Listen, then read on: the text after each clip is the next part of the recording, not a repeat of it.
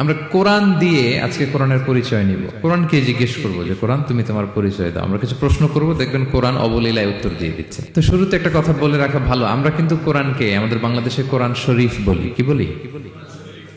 কিন্তু কোরআনে কোথাও কোরআনকে কোরআন শরীফ বলা হয়নি।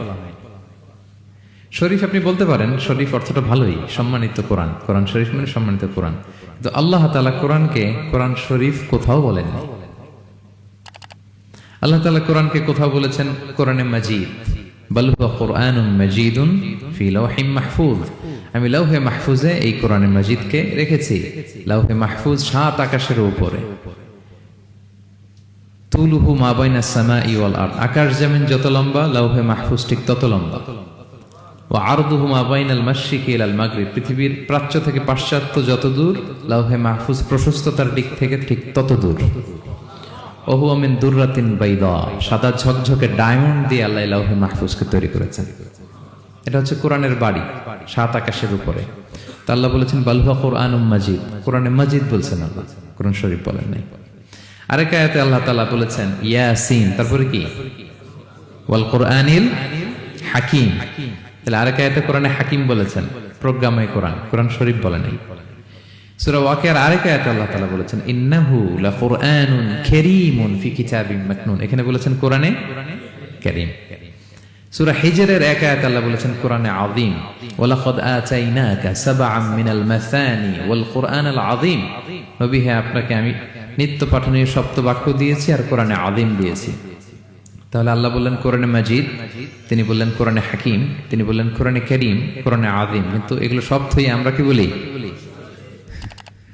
কোরআন শরীফ বলতে পারেন, অর্থ ভালোই, কিন্তু কোরআনে নাই, আল্লাহ তাআলা বলেন নাই। আসুন কোরআন শরীফ বলার পাশাপাশি আমরা কোরআনে কারীম, কোরআনে মাজিদ এগুলো বলতে অভ্যস্ত হই, কারণ এভাবেই কোরআনকে পরিচয় দিয়েছেন আল্লাহ তাআলা। পারা যাবে তো ইনশাআল্লাহ? শুধু কোরআনই কোরআনের নাম নয়, এছাড়াও কোরআনের আরো অনেক নাম কোরআনে খুঁজে পাওয়া যায়। যেমন কোরআনের একটা নাম হচ্ছে আল কিতাব। কোরআনের একটা নাম কি? আল্লাহ তাআলা বলছেন মা ফাররাতনা ফিল কিতাবি মিন শাই, এই কিতাব, এই কোরআনে আমি কোনো কিছু বাকি রাখি নাই, সব বলে দিয়েছি।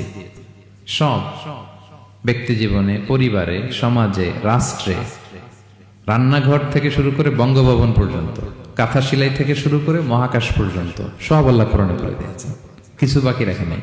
তাহলে কোরআনের একটা নাম আল কিতাব, একটা নাম কি?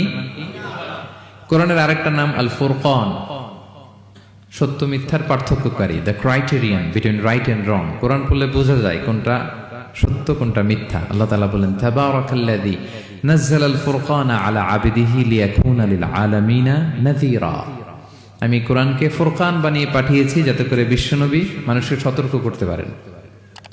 তাহলে একটা পেলাম কোরআনের নাম আল কিতাব, এরপরে দ্বিতীয়টা পেলাম আল ফুরকান। কোরআনের একটা নাম হচ্ছে আয-যিকির। আমরা অনেকে মনে করি শুধু সুবহানাল্লাহ, আলহামদুলিল্লাহ এগুলাই জিকির না, কোরআনটাও একটা জিকির। কোরআনের একটা নাম হচ্ছে জিকির। আল্লাহ তাআলা বলছেন ইন্না নাহনু নাযালনা যিকরা ওয়া ইন্না লাহু লাহাফিযুন, নিশ্চয় আমি এই জিকিরকে মানে কোরআনকে নাজিল করেছি, আমি এই কোরআনকে সংরক্ষণ করব। তাহলে কোরআনের একটা নাম পেলাম আল কিতাব, একটা নাম পেলাম আল ফুরকান, একটা নাম পেলাম কি?